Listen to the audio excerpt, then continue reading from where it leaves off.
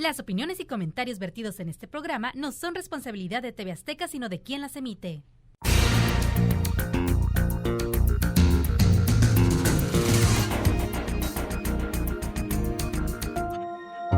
La vejez y su frágil protección.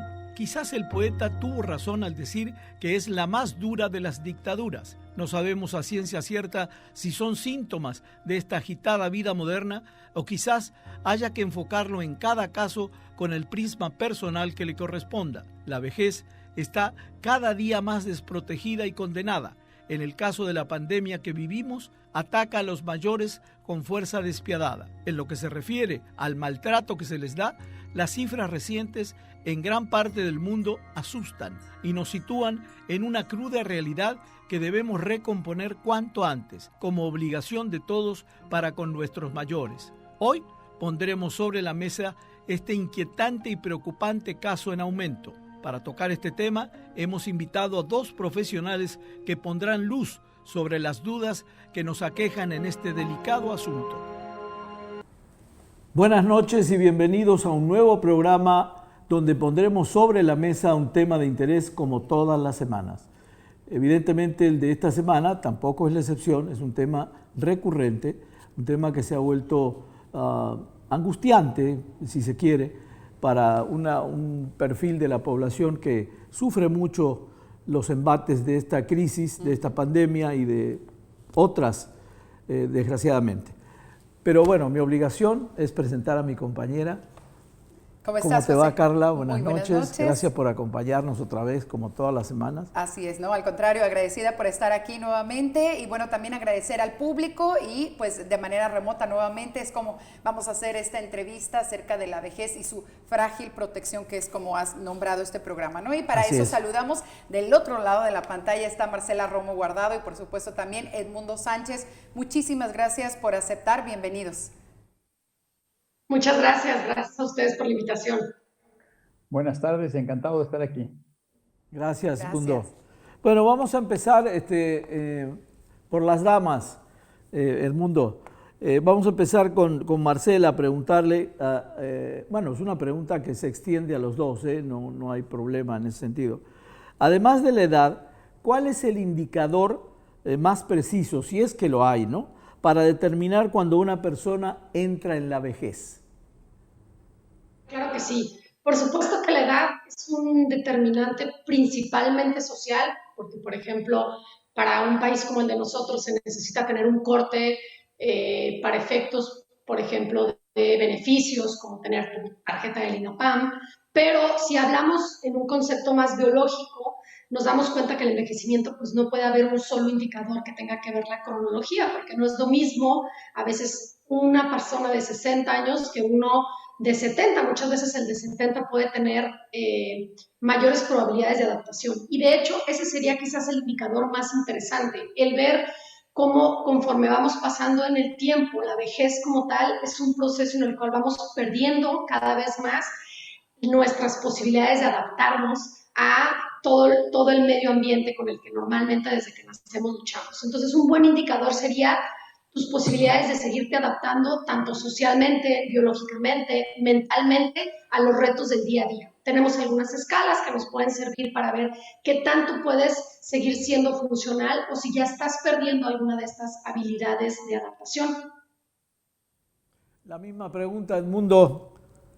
Claro que sí, con mucho gusto. Creo que a final de cuentas coincidiría con lo que Marcela acaba de decir y es probable que hasta diga lo mismo de una manera diferente. Ocuparía más en la parte de la rigidez. Creo que es una cuestión importantísima y hablo de rigidez tanto física como mental, ¿no? Cuando la persona no tiene lo que ella hablaba, la capacidad de adaptarse y una capacidad de ser flexible, no solamente físicamente, sino mentalmente a lo que el entorno le ofrece. También la edad es una medida más que nada arbitraria. De hecho, el número de 65 años es algo que le venimos dando copy-paste hace casi 200 años. Es decir, tendríamos mucho que actualizar y quizá el 65 que venimos usando en la era moderna realmente habla de un 75, 80, por ahí más o menos, en lo que la persona es capaz o no es capaz de hacer en un momento dado. Y el otro factor o la otra cuestión que también Marcela lo mencionaba, yo simplemente le voy a poner una palabra, es la autonomía, ¿no? Es decir, la parte en la que el individuo sea autónomo, sea funcional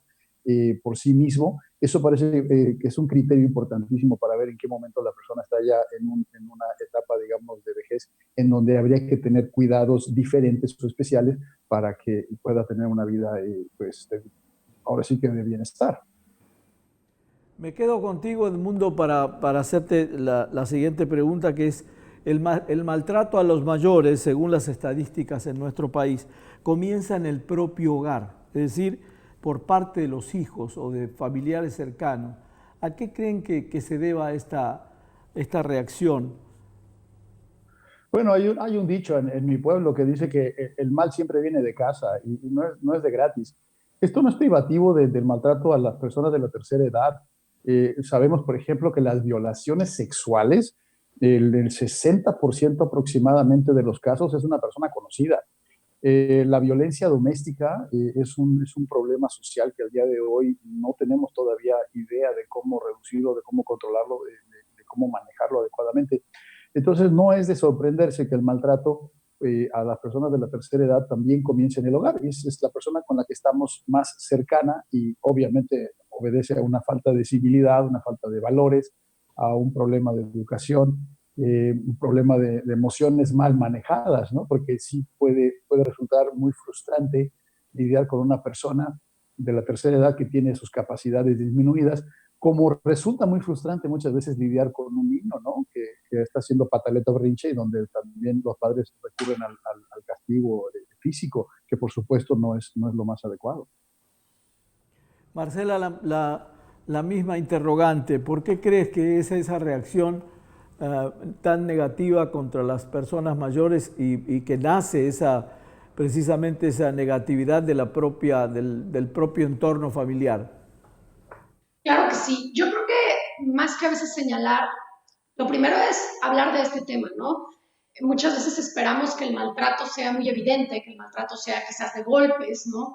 Y muchas veces el maltrato viene de otras maneras. Por ejemplo, el ya no permitirles opinar es una forma de maltrato. De hecho, el infantilizarlos, como decía Edmundo, de hecho, querer corregirlos como si fueran niños y hablarles como si fueran niños es una forma de maltrato. Pero también habría que entender qué sucede en una familia donde quizás el hijo de ese adulto mayor todavía tiene hijos menores, tiene a su pareja y tiene que traer a casa a cuidar a su padre porque a lo mejor ya no le alcanza la pensión a ese padre o a esa madre que ahora está en la tercera edad. Y viene un contexto muy interesante en un país como el de nosotros porque a diferencia de otros países en donde muchos adultos mayores pueden y tienen la capacidad de irse a vivir a residencias, espacios hechos para ellos. En nuestro país no, la misma familia es quien asume este papel y también viene algo que se llama la sobrecarga del cuidador. Entonces, si no hay información de cómo va a ser, qué necesidades va a haber en ese adulto mayor, aunque sea tu familiar, lo que va a venir es mucha frustración y mucha descarga de ese enojo de no saber qué hacer, cómo hacerlo. Entonces, por ejemplo, yo, si ven aquí el letrero que tengo atrás, se llama Selmar, es un espacio justamente en el que trabajamos con dar esta información a las familias de cómo abordar tener un adulto mayor en casa. Precisamente por eso, Marcela, creo que irónicamente y tristemente, como bien señala José, a veces esta violencia, aunque no siempre es física, comienza de casa. Sentimos a veces mayor empatía cuando escuchamos una noticia que algo le pasó a unos abuelitos, a un asilo de abuelitos, pero pues no nos damos cuenta o no nos queremos dar cuenta de lo que nosotros mismos podríamos estar haciendo en casa. ¿Cuál sería la recomendación, por ejemplo, para una mamá que no quiere dejar a su mamá quizá en uno de estos lugares porque no los hay también, porque no tiene suficiente dinero, pero ¿cuál sería entonces la recomendación para ellos? Porque si está sobrecargada de trabajo con la familia, con su propio trabajo, entonces ¿tendría que buscarse a alguien especial para el cuidado de este adulto mayor? ¿Cuál sería la recomendación para estas familias que lo están padeciendo y que a lo mejor ahorita están captando que esto podría estar sucediendo en casa? Sí, claro que sí. Es un planteamiento muy interesante porque básicamente no podemos tampoco hacer una receta general de cómo atender a un adulto mayor en casa. Por supuesto que hay recomendaciones muy básicas desde cuidados de cómo prevenir caídas o cómo dirigirte con ese adulto mayor para no hacerlo sentir que ya no tiene voz o voto, pero yo creo que mi primera recomendación sería, antes que nada, hacer realmente una buena valoración de ese adulto mayor y saber si efectivamente ya tiene alguna necesidad físico-mental que requiera algún otro abordaje, algún tratamiento, alguna intervención médica o psicológica, es decir, información, ¿no? Porque si, por ejemplo, mi mamá adulta mayor llegara a vivir a mi casa y yo no me enterara que mi mamá tiene una dificultad en el oído y ya no escucha, o no me entero que mi mamá empieza con un proceso de pérdida de la memoria y yo no lo sé, constantemente me voy a estar frustrando y constantemente voy a estar exigiéndole cosas que de verdad no es que ya no quiera, quizás ya no va a poder, ¿no? Entonces, yo creo que lo que más necesitamos es justamente esto, abrir espacios, hablar del tema y cada quien empezar a buscar información. ¿Dónde? Internet, lugares como este espacio que nosotros ahorita les comentaba, eso es un centro de día donde pueden venir por algunas horas los adultos mayores a seguirse estimulando y preservar la funcionalidad y al mismo tiempo la familia recibir información en las diferentes instituciones en el país. Algunos tienen algunos programas también de cuidadores, pero es un tema complejo y si no lo seguimos abordando y no abrimos espacios va a ser más difícil. Edmundo, ¿por qué, según leí una encuesta que le hacen a muchos ancianos, por qué un gran porcentaje prefieren aislarse e irse a un lugar solos o donde conozcan a otra gente y no compartir con la familia? Se sienten aislados dentro de la propia familia. ¿Eso por una cuestión generacional o por qué eso? ¿Por intolerancia, por la propiedad o por alguna enfermedad? Es una pregunta muy amplia la tuya y muy interesante. Yo creo que es diferente en cada caso. Habrá algunos adultos mayores que sí definitivamente sienten un rechazo o sienten un aislamiento y obviamente acudir a estos lugares donde pueden convivir con personas de su propia generación puede resultar mucho más placentero, mucho más agradable que estar relegados en casa.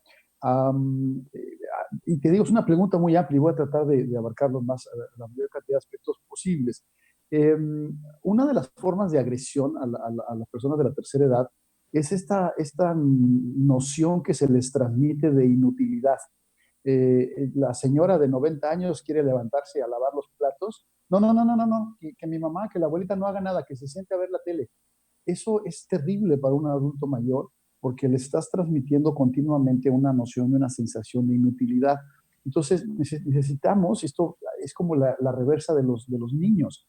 Justamente hoy en la mañana en mi programa de radio hablaba de esto y le decía, el niño de 2 años es capaz de levantar su plato sucio y llevarlo a la cocina. El niño de 4 o 5 años es capaz de tender su cama. Así el adulto mayor, aunque pueda tener algo de deterioro, sigue siendo capaz de cumplir con algunas actividades o funciones dentro de la casa, de su propio cuidado personal y de participación también en labores domésticas o de casa. Entonces, habrá que ser muy cuidadoso de no lanzar esa sensación, ese sentimiento de inutilidad. Por otro lado, y aquí te puedo hacer la referencia de mi papá que tiene 89 años de edad, mi mamá que tiene 82, va a cumplir 83 en cosa de días, y mi papá es una persona muy activa, está sana, afortunadamente, ahorita encerrados allá en Jalapa, Veracruz con la pandemia, pero mi papá da clases de inglés a personas de la tercera edad. Es decir, hay un lugar allá donde las personas concurren. Entonces, te lo menciono porque también es importante entender que hay ciertas acciones o ciertas actividades o ciertos lugares que no son de todo o nada, porque pareciera que en nuestra cultura nos planteamos el que tiene que estar en la familia, el abuelito o la abuelita, o ya lo tenemos que llevar a un asilo, a un lugar de descanso, de retiro. Y no, hay como muchas cosas intermedias. Marcela mencionaba de este lugar que entiendo donde ella está, que los adultos mayores pueden pasar una parte de una jornada o una jornada entera y convivir con personas de su propiedad. Entonces, regresando a tu pregunta, sí tiene que ver con cuestiones generacionales. Tienen muchas cosas de las que hablar porque los han vivido juntos hace 30, 40 o 50 años, pero y también tiene que ver con que a lo mejor la familia no los está integrando de manera adecuada a través del aislamiento o a través de esto que mencionaba yo, de esta noción que le hacen sentir de inutilidad al adulto mayor. Marcela, casi en la misma línea de la pregunta, también hemos visto en los últimos 20 años la proliferación, y me refiero concretamente a México, de lugares para ancianos, es decir, Antes no existían tantos de estos lugares. No sé si es una necesidad porque la edad se ha extendido o porque ya se piensa de otra manera. Es decir, ahora sin el mayor problema, si se puede económicamente, se lo aloja al anciano en un lugar donde no sea el familiar. Yo me imagino, igual que la pregunta anterior es muy amplia, pero si hay alguna razón de que esto ha aumentado en estos años, Marcela. Sin duda alguna, lo que mencionas es así. Cada vez podemos observar más que hay más servicios para el adulto mayor. Y hay una parte que también es importante mencionar, porque a lo mejor alguien dice, bueno, ¿y por qué antes no había tanto? Porque hace 50 años no teníamos estos lugares. Si bien es cierto que también la esperanza de vida ha aumentado. Antes el adulto mayor, ¿no? Hace 60 años, 70 años, el siglo pasado, no llegaba a los 90 y a los 80. Más o menos la mayoría se quedaban a los 60. Entonces no había tanto tiempo en la adultez mayor. Ahora hay mucho más necesidad también de espacios en donde el adulto mayor pueda no solo sentir que ya nada más va a pasar los últimos años de su vida, sino también que pueda seguir recibiendo y aportando a la sociedad. Entonces, por supuesto que vemos también más residencias de adultos mayores y más gente interesada en conocer estos lugares y quitar un poco el estigma del asilo, el abandono, el lugar en el que te fueron a olvidar porque ya no querían hacerse cargo de ti. Y yo lo veo en mi consulta. Yo me dedico, pues soy psicogeriatra, me dedico a la salud mental del adulto mayor y muchas veces cuando yo llego a mencionar a alguna familia la posibilidad de llevarlo a algún centro de día, a alguna residencia de adultos mayores, aunque sea fines de semana o un tiempo parcial o ya definitivamente en una forma permanente, la familia les cuesta mucho trabajo porque hay una culpa de lo voy a abandonar y yo creo que tampoco quisiera que eso me pasara a mí. Generaciones más jóvenes, ¿no? Mi generación y todos los que vienen abajo, creo que ya podemos entender que incluso puedes planear, decir, yo quisiera vivir en uno de estos lugares, pero yo decidirlo, yo económicamente planear cómo voy a llegar a esa edad. Entonces, a mí se me hace muy interesante que hablar del envejecimiento, hay gente que cree que tiene que ver con los adultos mayores que actualmente existen, pero hablar del envejecimiento también tiene que ver con tu propia existencia y qué estás haciendo ahorita, a tus 30, a tus 40, a tus 50 años, para cuando llegues a esa edad, porque lo más probable es que lleguemos. Claro, Marcela, ahorita daban algunos ejemplos de a lo mejor de cómo sin querer invalidamos por la edad, ¿no? Las capacidades que todavía pueden tener y las actividades que pueden hacer, pero ¿qué factor ahorita que mencionabas la salud mental, qué porcentaje es tan importante sobre todo en el adulto mayor? Obviamente para todos es importante, pero en esta etapa, ¿qué tan importante es y cómo podemos cuidar de ella? Lo primero es efectivamente, de hecho, haciendo algo que solemos no hacerlo, asumimos sin preguntar, ¿no? Entonces es una pregunta, ¿en qué necesitas ayuda? O sea, ¿cómo te puedo ayudar? Y darle un poquito de esa voz y ese voto. Y sí, este concepto que a lo mejor parece que es muy de moda, pero empoderarnos, ¿no? Entonces, trabajar la salud mental del adulto mayor, lo primero es volverles a dar un poquito de esa voz y ese voto. Muchos adultos mayores, de hecho, el padecimiento mental más frecuente en el adulto mayor es la depresión y viene porque, si bien es cierto que es una etapa que no es la única en la que tienes pérdidas, las pérdidas vienen muy continuas, ¿no? Cambias un poco el estatus social, cambias el estatus económico, porque no es lo mismo la pensión cuando tenías tu sueldo completo a cuando ya es menor, o si viviste de un oficio y ya no lo puedes ejercer, vas a depender de otros. Cambia un poco también tu forma de poder expresarte a lo mejor ante los demás, vienen nuevas ideas.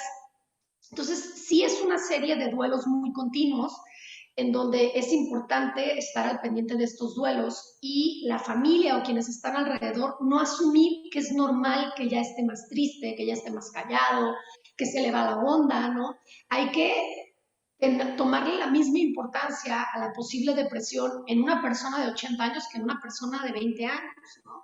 Y acudir, pues sin duda alguna, si hay duda de si se puede hacer algo, a servicios de salud mental, desde un servicio de psicología, un servicio de psiquiatría, platicarlo con el médico familiar. Entonces sí es cuidar mucho esa parte, pero tenerle en cuenta que tenemos que hablar del tema de salud mental en el adulto mayor. Y hay datos como el insomnio, que dejan de comer un poco más, que se descuidan y antes eran muy cuidadosos con su aspecto, que los ves más distraídos, pueden ser a veces los primeros focos rojos. Edmundo, ¿algo más que quieras agregar acerca de esta misma pregunta? ¿Cómo podemos ayudar a seguir preservando, digamos, esta buena salud mental de los adultos mayores?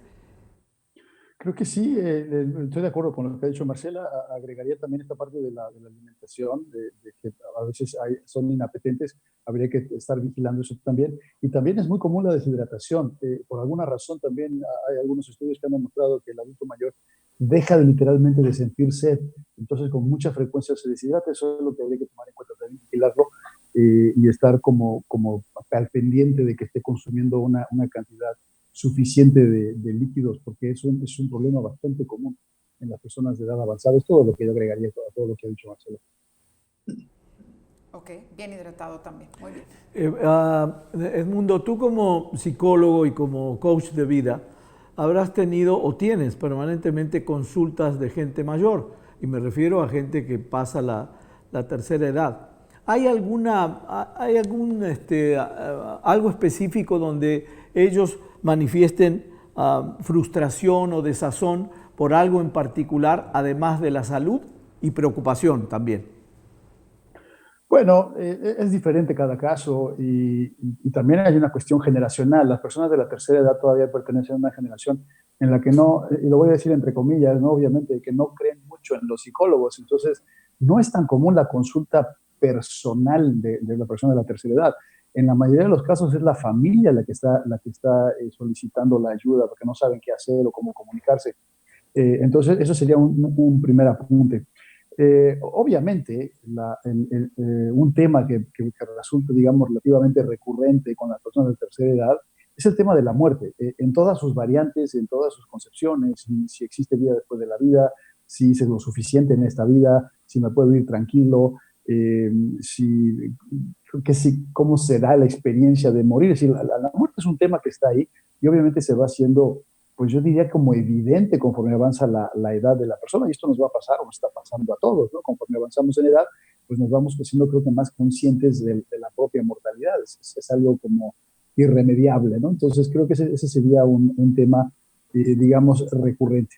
Y en cuanto a otra situación de lo que se refiere, digamos, en el uno a uno con las personas de la tercera edad, es esta sensación de frustración de no ser escuchado, de no ser tomado en cuenta, de no ser validado en todos sus aspectos, desde que no se toma en cuenta la opinión o de que puedan decidir por él o por ella cuestiones en las que todavía la persona de la tercera edad es perfectamente capaz de tomar decisiones o expresar una opinión, ¿no? O sea, se decide lo que se va a hacer con él o con ella en lugar de preguntarle, ¿no? Si nos vamos a ir de viaje, ¿qué le gustaría hacer, dónde le gustaría quedarse? Y muchas veces, te lo doy como un ejemplo nada más, se decide en dónde va a pasar las fiestas o las navidades como si fuera un bulto, ¿no? Literalmente como dónde dejamos el perro, ¿no? Y eso el adulto mayor pues lo siente y lo resiente, obviamente, ¿no?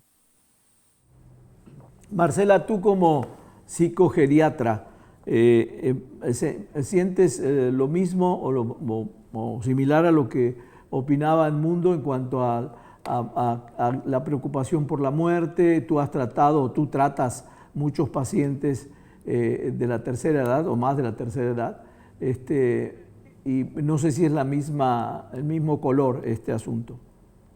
Sí, sin duda alguna el tema de la muerte es un tema recurrente.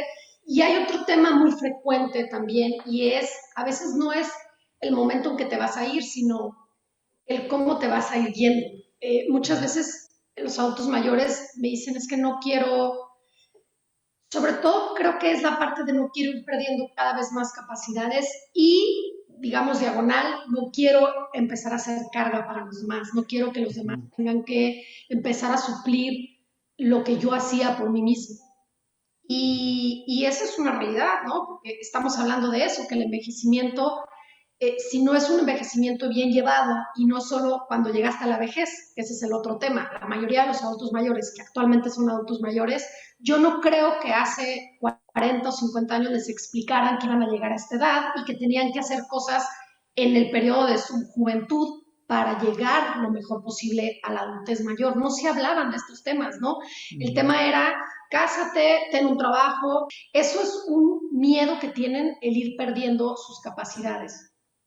Y sí, como decía Edmundo, el ser también poco validados, ¿no? Lo ves en la consulta, yo sí veo mucho adulto mayor y como dice Edmundo, llegan la mayoría porque los trajo sus hijos o el familiar, y hasta en la consulta es increíble cómo entran y empiezan a hablar de él como si no estuviera la persona, ¿no? Y empiezan además a hacer como una lista de quejas, ¿no? Pues que en la noche ya se hace del baño y que le preparamos la comida y que no quiere y que no se quiere bañar todos los días. Y para mí es tan incómodo cuando volteo a ver a la persona y digo, bueno, me imagino en su lugar debe ser muy incómodo, ¿no?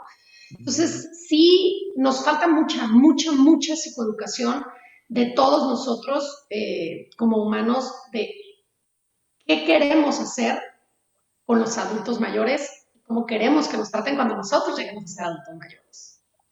Así es. Tiene que ver, Marcela, el pasado de ese adulto mayor, el comportamiento de ese adulto mayor con su familia. Es decir, puede ser un adulto mayor que no fue del todo generoso con sus hijos o justo con sus hijos y después le pasan la factura, o estoy maquilando otra idea. No, estás en lo correcto. Sí que tengo muchos en consulta que las hijas, los hijos, la pareja me dicen, pues ahora me toca cuidarlo, pero así que usted diga qué felicidad, ¿no? Porque pues él ejercía violencia contra mí o no nos dio lo que nosotros necesitábamos cuando éramos niños.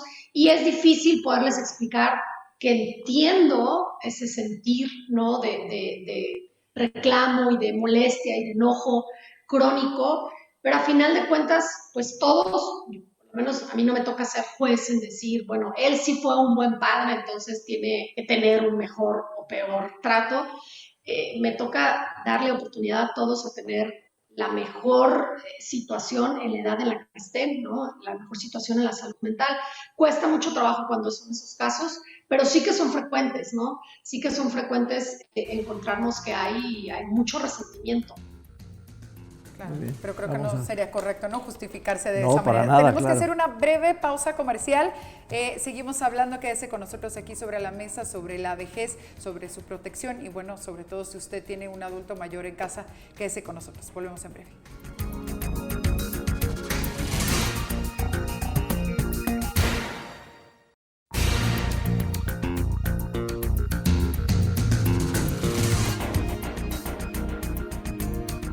Gracias por continuar con nosotros. Seguimos abordando aquí sobre la mesa el tema de la vejez y bueno, todo lo que envuelve esa etapa. Continúan con nosotros entrevistándose a distancia Marcela Romo Guardado y también Edmundo Sánchez. ¿Cómo están? Gracias por continuar con nosotros. Muchas gracias a ustedes. Edmundo, me gustaría empezar con esta pregunta.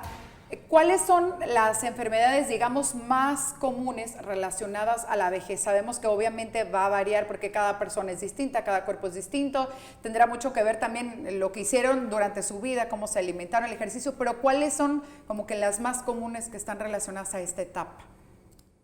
Bueno, ya Marcela nos explicaba al principio, en la primera parte del programa, y coincido con ella, en la cuestión psicológica, la depresión es bastante común, creo que es el padecimiento más común que hay en la persona de la tercera edad. También encontramos ciertos casos de ansiedad y que sabemos que muchas veces la ansiedad y la depresión pues van de la mano, es decir, no es nada raro que se presenten ambas. Desde el punto de vista médico hay muchas variaciones, como tú bien dices, porque la alimentación hoy por hoy sabemos que tiene un papel fundamental, y algo que se ha descubierto en los últimos años también es el tipo de actividad mental.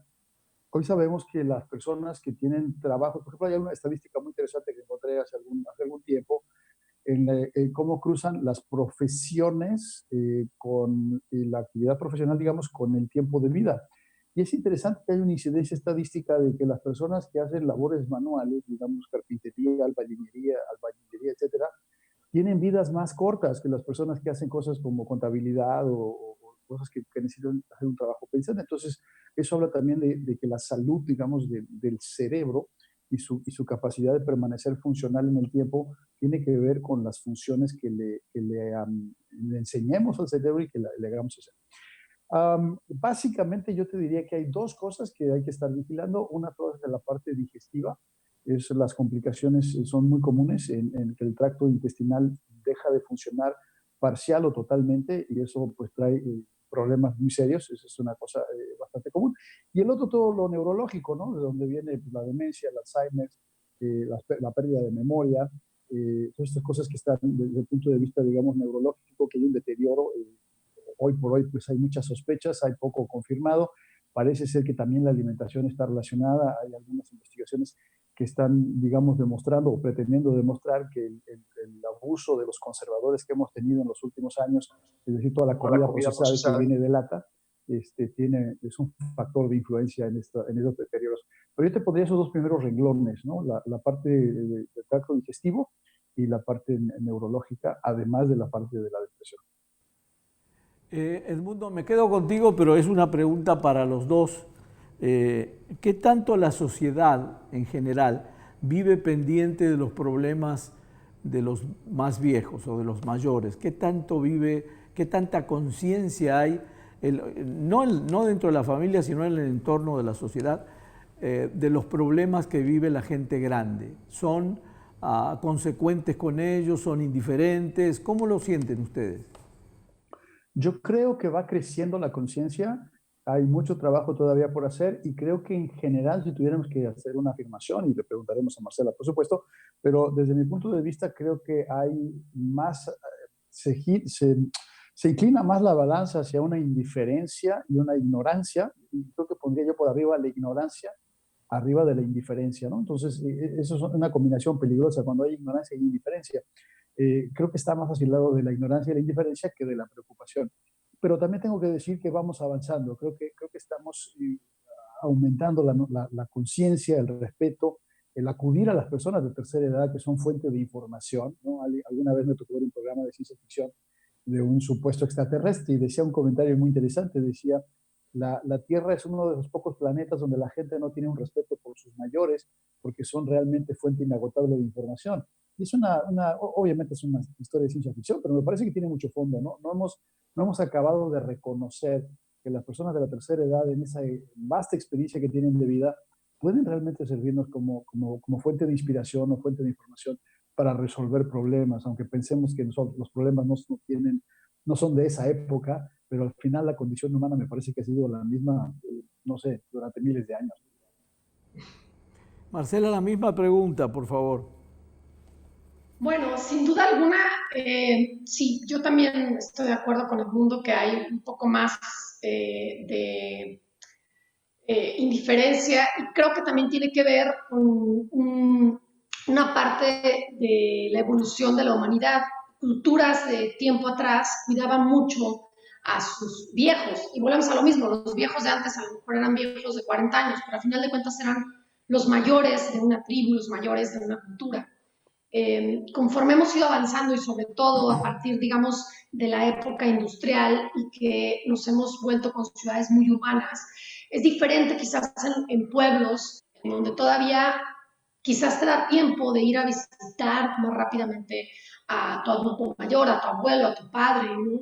En lugares como una ciudad como la de nosotros, de pronto corremos tan rápido todo el tiempo, tenemos esta presión social de cumplir, de generar más dinero, de tener siempre una estabilidad, de tener más de lo que no tenemos, que pues no nos detenemos a ver qué otras necesidades hay dentro de nuestra propia sociedad, este grupo, ¿no? El de los adultos mayores, y sí hay mucho desapego, ¿no?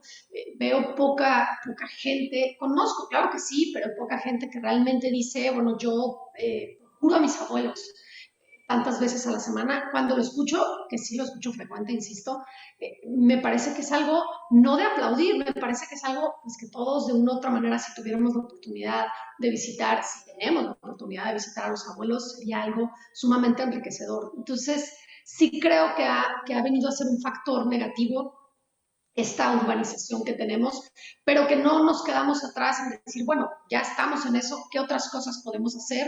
Y cada vez creo que somos más los que estamos interesados en volver a poner el tema sobre la mesa, como ahora sí que ustedes lo hicieron, y poder hablar de esto, ¿no? Y decir qué estamos haciendo con nuestros adultos mayores. ¿Cómo puede, Marcela, alguien prepararse para llegar a la vejez? Alguien ahorita que nos está viendo en sus 40s, en sus 50s, ¿cómo podemos prepararnos para llegar, digamos, a una vejez pues saludable, también tener una salud mental buena? ¿Cómo lo podemos hacer?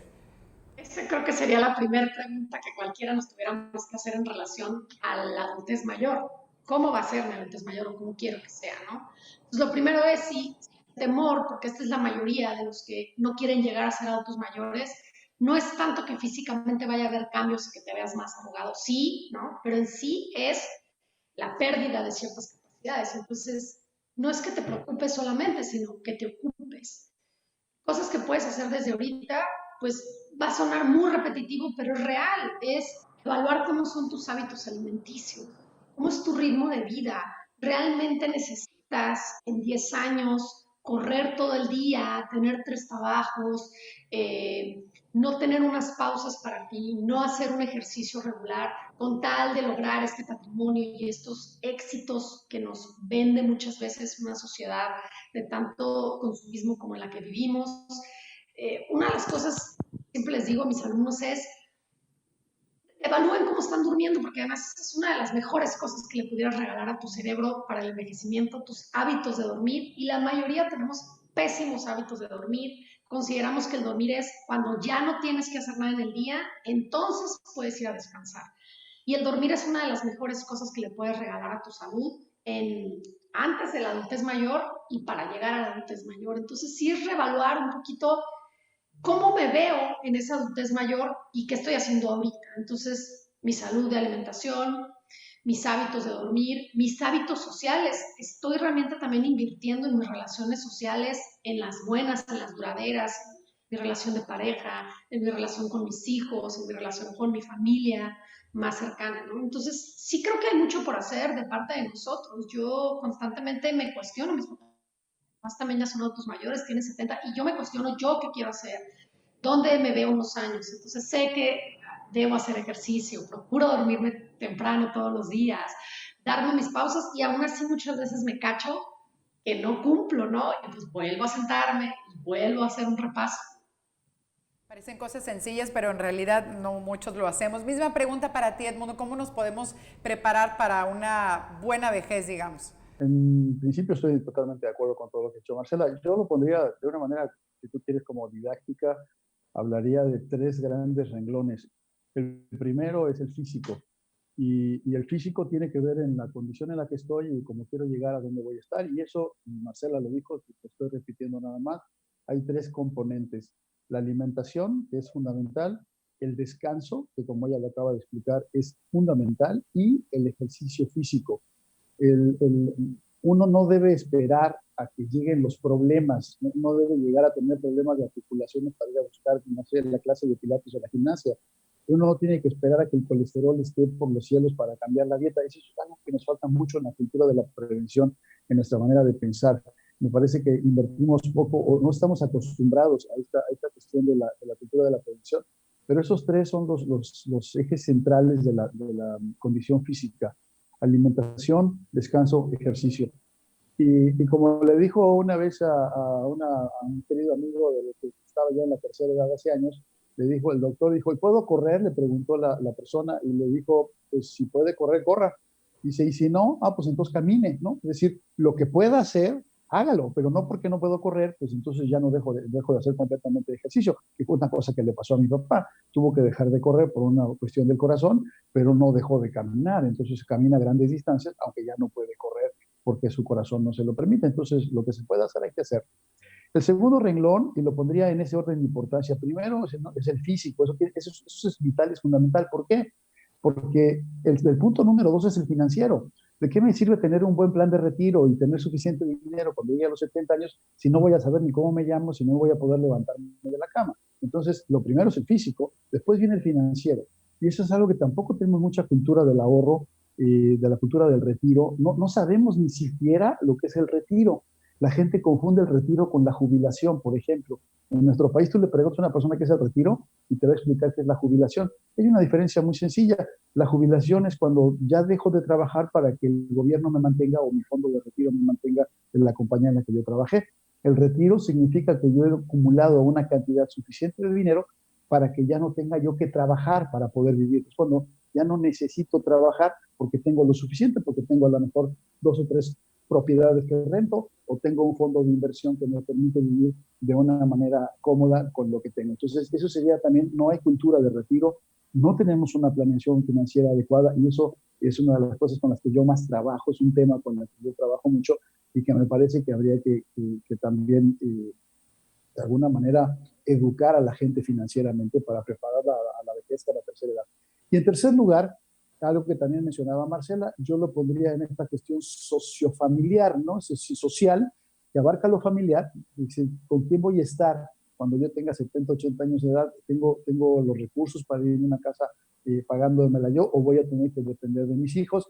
¿Cuáles son las amistades con las que estoy ahorita fomentando? Tengo un grupo de amigos con los que le voy a apostar a que vamos a llegar a la tercera edad. En fin, habrá que ver cómo es mi planeación de vida, de dónde voy a vivir, porque también eso implica cosas como, por ejemplo, bueno, pues yo no quiero vivir en una gran ciudad, me quiero ir a un pueblo más pequeño, o me quiero ir a mi ciudad natal, o me quiero ir a donde esté mi hermano menor, o donde esté, no sé, la tradición de la familia. Hay muchos factores que tomar en cuenta, pero eso también es parte de lo que hay que planear para que a la hora de llegar a la tercera edad podamos estar, digamos, en una vida más satisfactoria. En el mismo tono de charla, Edmundo, te estoy cansado de leer y de ver algunas manifestaciones de profesionales de la medicina que te dicen que mientras tu cuerpo y tu mente estén aptas para trabajar, tienes que seguir trabajando, porque en el momento que dejas de trabajar, estás más cercano a morirte. Es decir, las personas que están aptas, insisto, para hacer labores y dejan y se jubilan tempranamente o se retiran tempranamente, están más cerca de enfermarse o de morirse, digamos, ¿no? Uh-huh. Sí, totalmente. Yo creo que aquí, diría mi abuela, no hay que confundir la gimnasia con la magnesia. Y perdón que sea tan reiterativo, pero mi padre es un ejemplo excepcional de muchas cosas para la gente de la tercera edad. Tiene 89 años de edad, utiliza el WhatsApp, utiliza el Facebook, hace blogs, escribe, él ha escrito varios libros sobre la historia de Jalapa, está en la Sociedad de Historia de Jalapa, y va y viene, camina él a este lugar de gente de la tercera edad. Él da clases de inglés 2 veces por semana y se va caminando, y son como 2-3 kilómetros de la casa de este lugar. Entonces, ahora, por eso te digo, no hay que confundir la gimnasia con la magnesia. Una cosa es que tú ya no necesites trabajar para vivir, que es el caso de mi papá. Mi papá tiene un buen fondo de pensión y tiene resuelto, digamos, la parte económica. La otra es que te quedes a tirar en el sillón a ver la televisión todo el día. Si no nos confundamos. Una cosa es estar activo mentalmente, físicamente, que puedas ir a trabajar, aprovechar el dar clases, por ejemplo, es una excelente oportunidad de trabajo, de ocupación. Aprender oficios también, porque no nada más es la cuestión laboral tuya o lo que tú haces, sino también, y eso se lo digo a toda la gente de todas las edades, que se pongan esos retos de aprender otro idioma. Mi papá está ahorita, por ejemplo, desde hace un par de años dándole al italiano, y de repente tenemos conversaciones en italiano. Entonces, se da ese retos de ¿y qué más necesito? ¿Qué más puedo hacer? Voy a aprender otro idioma, voy a aprender una actividad, voy a aprender a tallar la madera, voy a aprender. Eso mantiene muy joven al cerebro. Entonces también es muy importante eso, no confundir la parte de seguir ocupado, seguirse sintiendo útil, a el si no trabajo, no como. Son 2 cosas diferentes, por eso habría que hacer la diferencia, ¿no? Ya fue clarísimo. Marcela, en la misma línea, la gente tiene que trabajar mientras pueda ocuparse, ocupar su mente, ocupar su cuerpo. Sí, y no solo es, o sea, creo que volvemos un poquito a ese concepto que está hablando Edmundo, o sea, hacer la diferencia de lo que es un trabajo remunerado, ¿no? Porque eso es lo que muchas veces, cuando yo a veces les digo a mis pacientes, bueno, ¿qué otra actividad quisiera hacer? Y me dicen, pero puedo hacerlo, pero es que no me van a pagar. Y hay tanto el chip en esta generación de si voy a hacer algo, pues me van a dar algo a cambio. Entonces, quizás buscar una retribución a veces no será monetaria, puede ser de otras maneras, ¿no? Puede ser, tú me enseñas esta parte, digamos como el trueque, ¿no? Pero es difícil si no se tiene esa preparación y si no se tiene esa conciencia de que no necesitas pausar todo porque a lo mejor en una empresa te dijeron que ya es momento de pensionarte o porque la sociedad aparentemente te dice ya no trabajes tanto, ¿no? El día que el paciente, el día que la persona, el día que se levanta alguien y no tiene una razón de levantarse, aunque sea ir a regar plantas, sea ir a dar una clase, una plática, ese día empiezan mucho más problemas de salud físicos y mentales. El deterioro empieza a ser muy evidente, ¿no? Hay un experimento que hicieron en una residencia de adultos mayores que había ya adultos mayores deteriorados y simplemente tenían plantas, uno los regaban, los mismos encargados regaban las plantas, entonces decidieron hacer como un pequeño experimento y a unos de los residentes les dijeron, tú te vas a encargar, ¿no?, de esta planta. Y a los otros nomás les dijeron, estas son las plantas que van a decorar aquí adentro.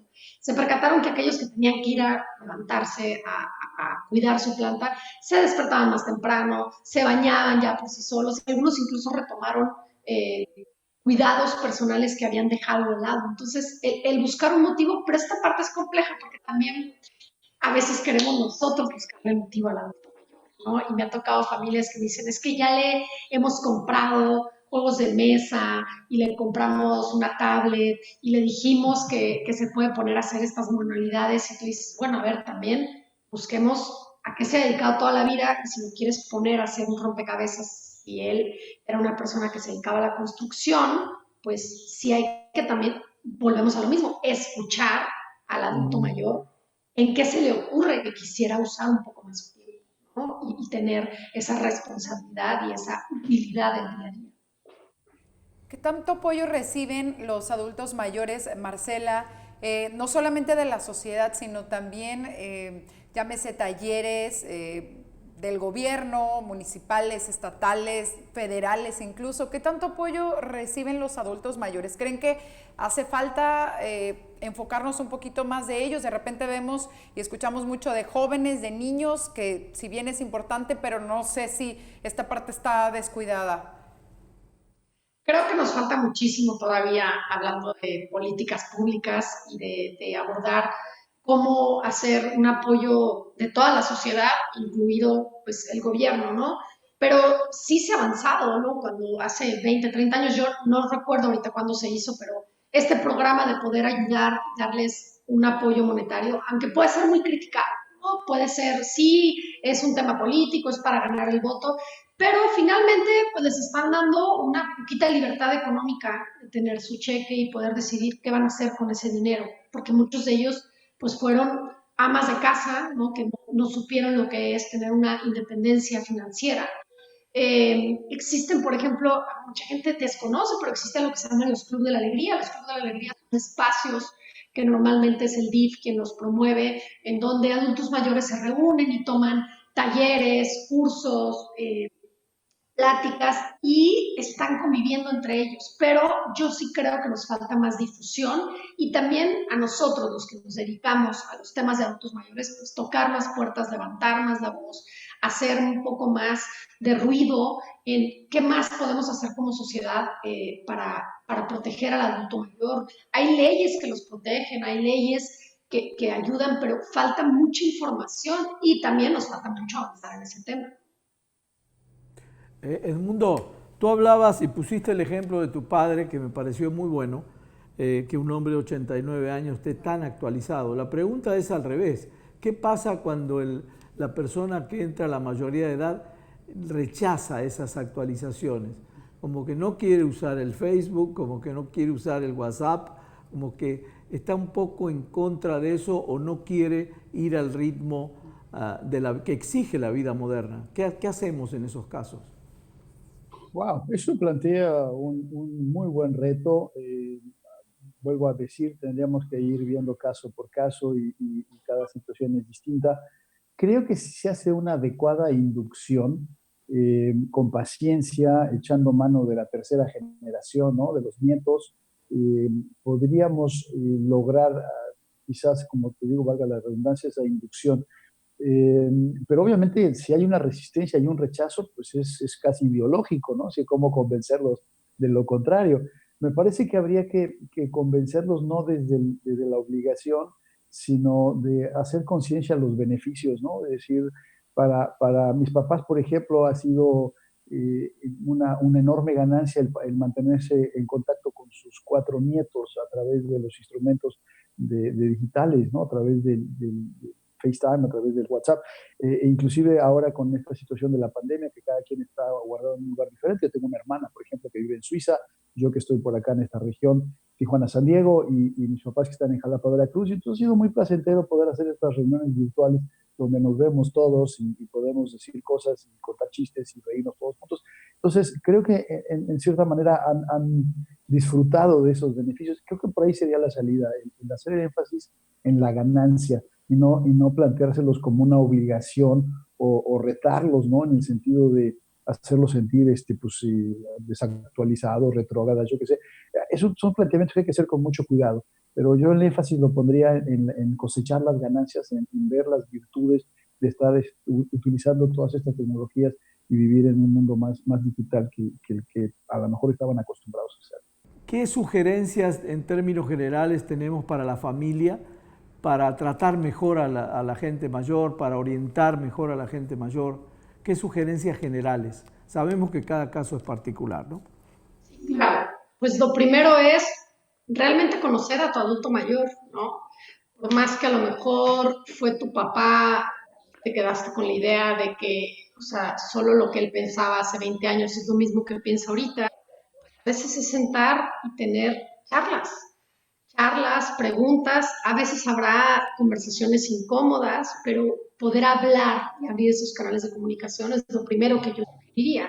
O sea, por ejemplo, yo soy quien está teniendo dificultad con mi padre o con mi madre porque me doy cuenta que se me está haciendo difícil entenderlos, pues lo primero sería podérselos decir, ¿no? A lo mejor decirle, no lo entiendo por qué, pero se me hace difícil hablar contigo, se me hace difícil a veces entender por qué haces ciertas cosas y quiero ver de qué manera podemos compaginar mucho más. Y lo otro, sin duda alguna, es pues pedir ayuda a los profesionales, ¿no? Si yo estoy teniendo una dificultad en entender cómo es la vejez de mi padre, de mi abuelo, de mi abuela, pues habemos una serie de profesionales que podemos guiar tanto en lo individual como también hay grupos, hay talleres, hay literatura que nos puede apoyar en esta parte. Pero yo sí vuelvo a insistir y creo que durante toda la plática van a decir que ha sido muy repetitivo, pero es sentarte con esa persona y poder hablarlo y poder decir, o sea, quiero tratar de ver cómo en esta etapa de la vida le vamos a hacer para estar mejor, pero sí, bien dices también que tendremos que valorar cada caso, porque bueno, no puedes pretender tener una relación perfectamente nueva si no has sanado muchas cosas del pasado. Entonces, a veces habrá que apoyarse en sistemas de psicoterapia, aunque la generación del adulto mayor no está acostumbrado, pero por supuesto que el adulto mayor también puede recibir muchos beneficios de la psicoterapia y de hecho yo lo he visto, a veces hacen avances más rápidos, no sé si por la sensación de que no les queda tanto tiempo y a veces logran hacer algunos cambios muy interesantes. Edmundo, una reflexión final sobre esto también.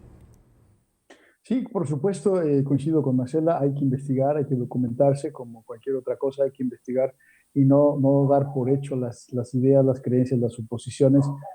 Al igual que pues, sucede con los niños, creo que los adultos mayores son capaces de muchísimas más cosas de las que les damos crédito y desde ahí creo que habría, como Marcela utilizaba esta palabra al principio del programa, empoderarlos. Me parece que es una palabra que está muy de moda, pero es muy precisa. Creo que sí hace falta un mayor empoderamiento de la persona de la tercera edad, en tanto también respetar su autonomía y que pueda decidir y definir cosas que le competen a él o a ella y que no queramos guiarles o pensar que nosotros sabemos más lo que les conviene. Muy bien. Muchísimas gracias. Hemos aprendido un poco más ahora. Claro que sí, y esperamos que mucha gente en casa también le haya servido. Quizá no tienen adultos mayores todavía, pero bueno, en unos años ellos pueden convertirse en adultos mayores o pueden llegar a casa estos adultos mayores. Muchísimas gracias por habernos brindado estos 60 minutos que se fueron volando. Rapidísimo. Muchísimas gracias por su apoyo, por esta explicación. Y José, pues también, muchísimas gracias. Gracias a ti, gracias a nuestros invitados, gracias Edmundo, gracias Marcela por su valioso tiempo. Muchas gracias. Creo que compañera. queda claro, ¿no?, que hay que desarrollar un poquito más la paciencia, Así es. hay que respetarlos, hay que escucharlos y sobre todo, pues si vemos que hay una relación difícil, pues buscar ayuda siempre profesional. Claro. Muchísimas gracias, José. Gracias. Gracias también a usted por su sintonía. Nos vemos la siguiente semana en Sobre la Mesa. Buenas noches.